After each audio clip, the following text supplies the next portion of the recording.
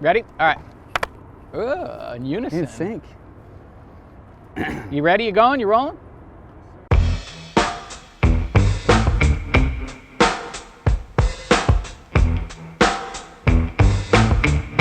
Here we are, Joe Brook, episode BS with TG. We're just going to be shooting the shit behind Big Blue, which is awesome. I'll ask you, since we're on the subject really quick, how did this come to be, your van? I was on a birdhouse tour shooting an Aaron Susky interview, and Seamus, the team manager, we were at Phoenix. Seamus was like, yeah, this is the last trip for this van. And I was like, oh, trip out on it. I was like, just, you guys are getting a new van? He's like, yeah. And then Susky's like, can I have the van? And Seamus is like, sure. And then I was like, damn, that's cool. They just giving him a van. And then Susky's like, you know what? I don't want it. He's like, it's too much gas. And then I was like, can I have it? And he's like, sure. And I was like, okay, cool. So they didn't get a new van yet. And the van went back to Birdhouse. And I think they got a new van. And then they're like, yeah, like, we just have to sign the paperwork over to you. And Fausto was alive at the time, and he was just, and I was like, hey man, like Birdhouse is gonna give me this van. He's like, fuck yeah. He was like all stoked. They were like, hey, we put all this money in the van, we want money for it now. And I was like, shit. I was like, well, there you go. Yeah. Because I asked Fausto, I was like, hey, if I get a van, can I leave it in the parking lot? Because I don't have anywhere to put it, because you know, it's San Francisco and parking's not readily available. So he was like, yeah, get it. And then they wanted money for it. I think they wanted like $1,500 or whatever. And then I was like, shit, man, I don't want to pay $1,500. But my idea was to take the van just as is and take it to Skatopia, take it on a US tour, and then just a bunch of skaters, and then get to Skatopia and blow it up and just fly home. Yeah. So that was my initial, like, this is what I'm going to do. So then when they were like, wanted the money, I was like, damn it, I don't want to pay $1,500 to blow something up. Right. So the van sat there, and then I think Brian Brandon was working at Blitz at the time. And then he's like, hey Joe, I heard you're supposed to get this van and we want to get rid of it. And he's like, I heard they wanted you to pay for it. And I was like, yeah. And then he's just like, well, if you can be here by Wednesday, you can have it for free.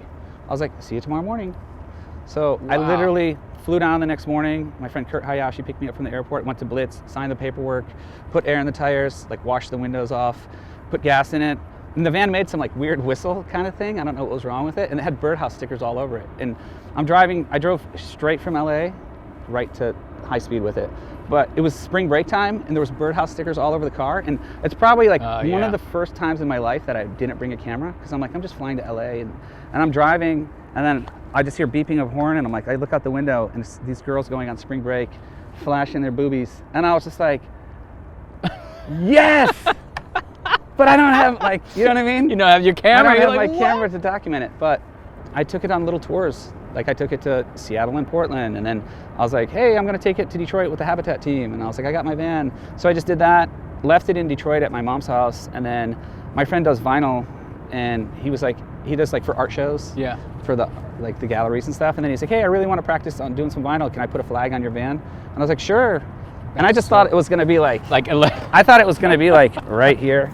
You know, like America. Yeah, and then not America. Yeah. So then he went and picked the van up from my mom's house, and then I was doing an alien workshop trip from Detroit back to California, and they were finishing Minefield. So all those dudes were like Omar, Arto, like it was so heavy crew, so gnarly. Like it was such a fun crew, and like Keegan, it was kind of like a mishmash of people. It was like things like projects that I was working on with people, and then like just a few other randoms in there. So I go to pick up the van from my friend's house after like a month that was there. I came back to California. And you hadn't seen pictures or anything of nothing. And then he's filming me. And I was like, and he's the best dude, amazing skateboarder, just an amazing person. I was like, why the hell would he be filming me? And he's just like filming, and we roll up, and then I look at the van and I'm like, oh, shit. I was like, this is impressive. Like it was beautiful. Like it made the van almost look new, because this is it's a sticker, apparently, like essentially. This is not, which I didn't realize. Yeah, this is not UV treated. So this is like putting sunscreen on your face, and this is no sunscreen. Yeah. So, but when I saw it, I was like, damn, this is going to be really gnarly driving this across America. But then, you know, like people flipped us off. We had Boy Scouts salute us. Like it was really weird, the response from everybody. Right. And then evokes of real either love or hate. Yeah, it's crazy. Like I would be shooting photos at a spot, and like this older guy would walk up and he'd be like, whose van is that out there on the street? And I was like, it's mine. Am I blocking your driveway or something? Do I need to move it? And he's like, no, it's really beautiful. It's a beautiful thing. So it's cool to see You know, and it's not like I'm some whatever. No, I like it. Like, it's for me now. This has turned into this thing is like as important to me as a camera, or like anything that I do, because it's a tool for me to travel around. And now it's like an art project. Completely. I mean, it's almost part of you now. It's kind of become that symbiotic thing, Joe and Big Blue. Yeah. I mean, it's really interesting how that's come to be, and all the photographs that you take with all the with all the skaters. It definitely is like a project, right? I don't know. It's just cool. Like, it's gotten me out of trouble with police. Oh, I bet. Yeah. I bet. We were skating this park in Cleveland, Ohio, and it has the murder banks. It's called the Murder Banks. And I was like, damn, Doesn't sound sketchy at all. Yeah.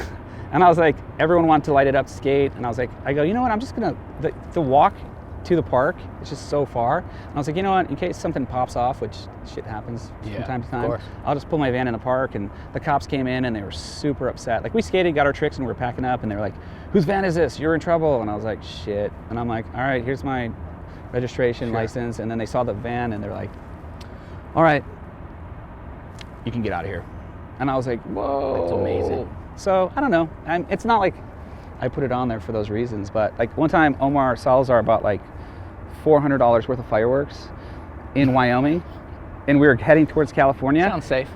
And he was like, dude, I want to light the fireworks off. And I was like, Omar, man, I'm like, I don't know, like, it's not the right place. I don't want to burn fields down and stuff. Yeah. So I was driving and I was like cross-eyed. It was like 3 a.m. I was like, I can't drive anymore. This is so insane. And then I was like, oh, Salt Flats. And so I pulled off on the Salt Flats and just drove way out there. And everyone's like, where are we at? I was like, it's time to light the fireworks off. Perfect. So, dude, we put on the most epic fireworks show. And like, Omar was getting up on the van with Roman candles. We were shooting Roman candles at the van. And I was shooting film of the van, people blowing off fireworks. Yeah. So I shot off like, I don't know, like 3 frames. And one of them is just so insane looking. It just looks so cool with like fireworks blasting everywhere. Super patriotic, just like. Yeah, it just looks insane. And I just see car headlights driving, and I was like, well, guys, who that is. I was like, well, guys, hide your beer or your weed or whatever. Yeah. I was like, the police are coming. Yeah. And then the cops pull up and they're like, all right, whose van? And I was like, it's mine. They're like, all right, you're going to jail. And I was like, what? And I was like, for what? They're like, fireworks are illegal in Utah. And I was like, they are? I was like, I thought they were illegal here. That's why we lit them off. And I was like, on top of that, I go, what are we going to burn down on the Salt Flats? And the cops are like, how many fireworks are in the van? What's left?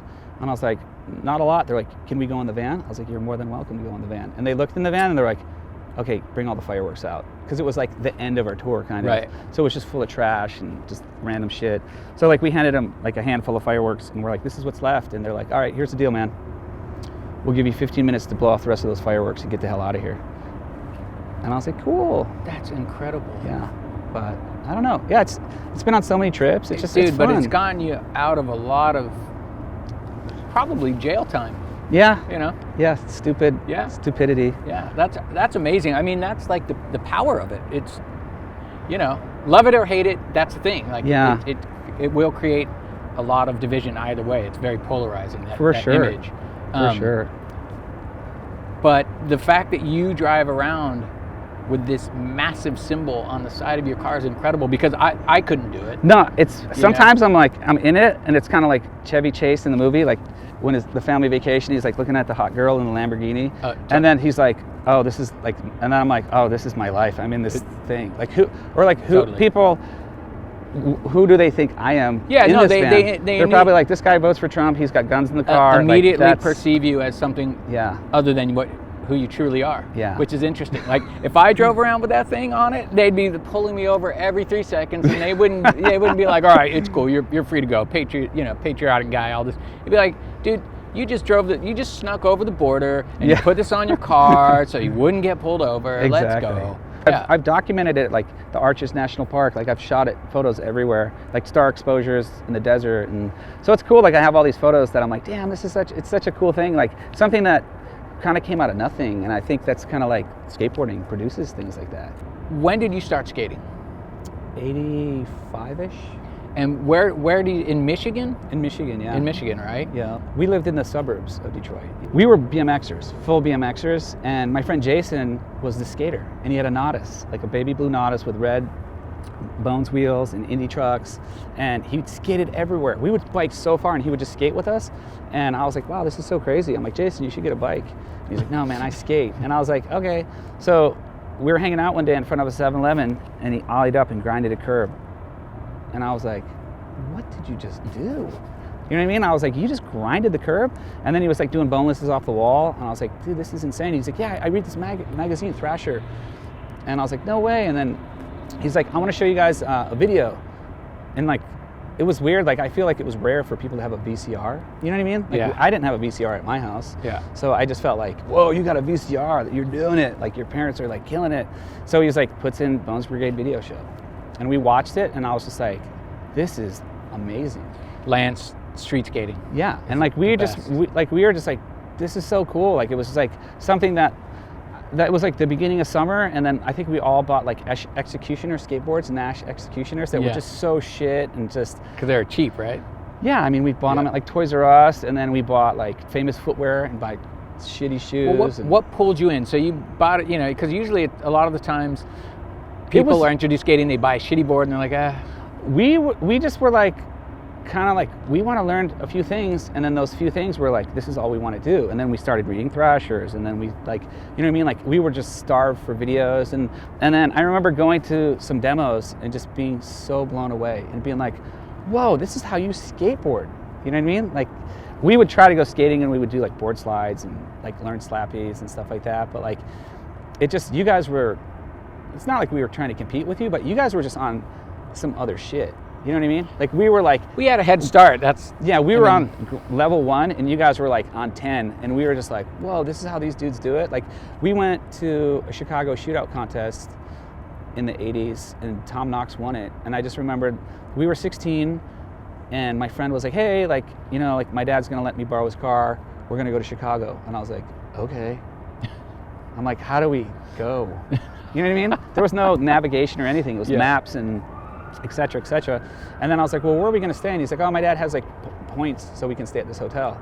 And I was like, okay. So it was like the Odeon Marina in Chicago. We worked at this restaurant called Mr. Deli, and we went there, and at the end of every day, they had just tons of bagels. So we went there and took 2 grocery bags full of bagels, and we're like, cool, we got food. and I think it was me. I think Greg Hunt was there. A bunch of these other guys. So we drive to Chicago. It's like 5 or 6 hours from Detroit, and we're like, okay, stay on the 94 West, and we'll hit Chicago. We had to call, like, from my house, the hotel, like, so off the 94, how do you get to the hotel? And the person's explaining, and we're writing it. Yeah. You know, and then we're like, okay, here's the exit. This is where we want to turn. So we get to the hotel, and it's every pro skateboarder, like Ray Barbie, you know, like like Danny Way, like Colby Carter, like Lance Mount, like just all these, and I was just like, what? This is so insane. Just seeing all these dudes, I was like, this is so weird. And we were like really freaked out. We're like, damn, this is crazy. And like, we're like, I guess we'll take our bagels and go to our room and go to sleep. And then we went to the contest, and we were watching the practice, and it was so cool, man. It was like Gons and Jason Lee started blind. So Gons had red hair and Jason had blue hair, and they had blind written on the bottom of their boards. And we were like, wow, that's so weird. They're starting a new company. And my friend's like, vision, blind, it's the opposite. And I was like, oh, no way. And we're in the crowd, and Mark came up and was just sitting there, and he's like, hey guys, what's going on? And we were like, are you real? Like, you know, we were just so freaked out, because that was just so, you know what I mean? Because we put you guys on pedestals, and so that was really cool. And then from then, we were like, we didn't go to like high school parties and shit like that. We're like, we're gonna go to Chicago and skate with our friends. So we would go to my friend Mike Bonnier's house, and Joe Aubrick and Tony Satori, and like those guys' moms would be like, we made you sloppy joes, you know? And we would leave school at like 3, and then get to Chicago like around 6 or 7, eat sloppy joes, and skate Chicago from 7 till 3 in the morning or 4 in the morning, and sleep all day, do it again. And then we'd go skate Rotation Station on Sunday, and then drive back to Detroit. And that was like right there, it was like, this is what we're doing. And like, we just kept on going further. We're like, oh, we met skaters from Milwaukee, Wisconsin, let's go skate the turf. We met skaters from Ohio, let's go skate Ohio. So we just kept on, like, you know what I mean? Our web of like skate friendship kept on expanding. And I don't know, that was just like super special, you know? Oh yeah, it's an incredible time, like, of exploration, of learning, of, I mean, you're growing as a person. I mean, that time in life is just incredible. It's pretty magical. It is, it's cool. When did you meet Greg Hunt? I met him skating, I think I was skating in Ann Arbor. And Clack. Greg Clack, which was so, dude, you know, like there's so many skaters with nicknames these days, Yeah. like Slash, and sometimes you hang out with people and you're like, what is this guy's real name? Totally. You know what I mean? Yeah. Like literally, I thought his name was Greg Clack. So Yeah. we would skate with him and this dude, Rob Pack, in Ann Arbor, and they would come skate Detroit. And like Greg was just super unique skater, like the sickest style, and just nollie tricks, switch tricks, just skated totally way different than anyone that we ever saw at the time. And so we befriended him, and we would take him to Chicago with us, and we're like, whoa, like he gets venture trucks, and like, you know, but he skated kind of like, it was like, he skated like everything. Like he sessioned everything when he skated, which was like really impressive, because I think like growing up in the Midwest, you drive from A to B, you get out of your car, you skate this, and then you go back in your car and skate. Yeah. Where he kind of like skated ledges, curves, manuals. Street like, skated, yeah, yeah, sure. And I was like, damn, that's really cool. That's how you skateboard like that. Like that's important. Like I noticed that, and I was like, I want to start doing that. You know, instead of being like, oh, I blunt slid the curb, and then go back and start and do it. You know what I mean? Yeah. It was like that kind of learned or taught me to be like, not to be a skate training, just skateboard and flow. Yeah. So Greg went to school out here, and I ended up coming out here, and then I saw Greg, and I was like, Greg Clack, what's up? And he's like, dude, that's not my name. And I was like, what? I'm like, I thought your name was Greg Clack. And he's like, no, Goose made that nickname up. My name's Greg Hunt. And I was like, oh, I've been calling you Greg Clack for 5 years. Yeah, he came to resent the Clack thing, and Yeah. we all stopped calling it. Yeah, calling but it he, Clack, I was like, damn. But yeah, he came out here to go to school, and then we were, Greg, people forget how good he was, I think. oh, dude. Like you go back and you can watch some of the stereo stuff, and like you said, his unique approach and how fluid he was and smooth, and he was so good, just because now, obviously, because he's such an amazing cinematographer and such a rad dude, that it kind of, people just forget how good of a skater he was. I think he's kind of like one of those dudes that's talented at anything. At anything, he yeah. does. Like I remember, like he had an FTC ad or some kind of ad with kickflip front nose at Embarcadero, and I was like, way back. Okay, so you had your crew, you started branching out. How did you end up in California? well, In San Francisco specifically? Well, I was in Michigan, and I went to 1 year community college because I told my parents I'd go to 1 year community college. And I was working construction, and I was making great money, but I was working a ton, and I was getting cash every week, and I would just have these wads of money, and I'd have new shoes and new Burrito boards, time. or just, I just had all this money, and then I was like, dude, I'm so tired, I can't even skate, because I'd work from 6 in the morning to 6 at night. And Yeah, it's rough. I was like, damn, like this is not what I want to do with my life. You know what I mean? And I kind of had that epiphany, like I was like, there's a better way to live or do it. Like, you know what I mean? Like I just don't want to do this.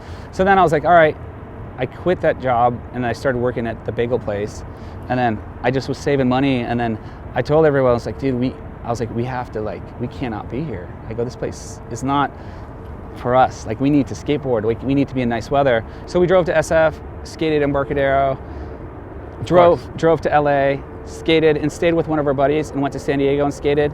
And then we were like, all right, SF is the best because you don't need a car. Yeah. It was semi-cheap to live, and like there was, which is incredible to say. Yeah, no, I mean that was 91. Yeah. So it was, and it was just awesome. Like, I don't know, it's not like we were trying to jump on people's scenes. Like, we just wanted to skate. I never even, like, I just had shitty jobs. I worked at like Express Limited, hanging women's bras on, you know what I mean? I'd be like, whoa, like trip out. Walking into their scene, I was like, okay, I'm an outsider. And I didn't. For sure. And they'll let you know, a lot of them. For sure. And I was very like, I'm not, you know what I mean? I was like, I'm not here to bro down with you guys. I just want to skate and kind of like, whatever, trip on your scene. And then, like, I just met those dudes. Like, I met Mesa. And like, when I first moved here, I didn't have anywhere to stay. So Greg was staying with Mesa. And then Mesa's like, where are you staying at? And I was like, he's like, you want to come sleep on my parents' floor? So I did. And I went with those guys the next morning, and they were signing up for college at San Francisco State. And I was just like, whoa, this is what you're doing? I just wanted to skateboard. I just wanted to work shitty jobs and skateboard. So after all that, I ended up, like, me, Greg, and Dave Meddy got an apartment in San Francisco. And I met Jeff Clint randomly skating, and then I'd skate with Jeff, and then he'd be like, oh, like he's like, do you want to work at Deluxe? And I was like, nah, I don't want to work in skateboarding. I just want to like skateboard. Like I like skateboarding. I wasn't trying to be am or pro. Like I just loved skateboarding. Of course. And I was like, dude, I'm in San Francisco. I can skate around. And like I hurt my back. Well, you got hurt. I hurt my back, and then I started, like I was dating this girl, and she's like, you're depressed. So 'cause you we're can't skateboard. skipping the whole like how you became a photographer thing to some degree because you've said it in so many interviews. So you got hurt. You went to City College or Yeah, and studied photography. Study photography, and you got into it that way. Mm-hmm. And then you started shooting. Yeah. And then you met Lance and Mark, right? I met Lance, and then I would see him skating, and then, you know, the weird thing was Lance like, Dawes. The weird thing is when I first came here, I didn't know I liked shooting photos. I knew I loved photography. So I was like one of the kids that like tore every photo out of the magazine and had it on my wall, and like I would have Tobins and Bryce's and, you know, Mofos and like all these dudes' photos on the wall, and then when I came here, I was like at Embarcadero, and I was like, whoa, that's Tobin Yeeland. You know what I mean? Like I was like, I'm probably the only skater that knew it was Tobin, but I was like, that's the guy that shoots photos. And so I met Tobin, I met Gabe, and I was working at Eddie Bauer in shipping receiving at Union Square. And I remember going there on lunchtime and just seeing Gabe shoot photos. And everyone's skating. And everyone's skating, and they're like, oh, what are you doing? And I'm like, I'm on lunch break. I like hang clothes on, you know. And that was a weird thing too, because like. But you're being responsible. Yeah, Which and is you know, pretty amazing for a skater. No, and I just, you know, I don't know. It's like, I guess my parents did a good job raising me. It just was like, figure it out. Like the last thing when I moved out was like, I can't call my parents for money because they're just going to be like, come home. Yeah. So I was like, I got to figure it out. So I remember, so funny, this is so funny. Like I needed a job, and I applied for a job at the Gap. It was seasonal work. And they're like, hey, like, you know, do you want to come in for an interview today? And I was like, when do you want me to come in? They're like, can you come in like in an hour? And I was like, do I have to shave and dress up? Because I go, I'm going to go skateboarding with my friends. And I go, I really want to go skateboarding. And they're like, are you serious? And I was like, yeah. And they're like, okay, come in. So I skate down. I lived on Hyde and Sutter, and I skated down the street. I'm surprised you didn't get dial tone. That's incredible. Yeah. Does they come in? Yeah, they're like, come in. And so I skate down there because Joey Hafner from FTC Joey worked there. So he was like, hey, like my friend needs work. So they're like, okay, like we need people because it was like holiday time. So I walk in, and the lady's like, oh my gosh, are you the guy that said he wasn't going to shave and dress up for the interview? And I was like, yeah, that's me. And she's like, okay, come on, let's do the interview. And they were like so stoked because I was probably like the opposite of what they wanted. Totally. And I'm like, okay, so I do the interview, and they're like, okay, you can start. And I'm like, okay, cool. You're working shitty jobs, you meet those guys, and then you got pulled into Slap, right? Yeah, I was, you know, shooting here and there, and, you know, like it's funny, like Lance would give me film, and then should we stop with the helicopters? It's good.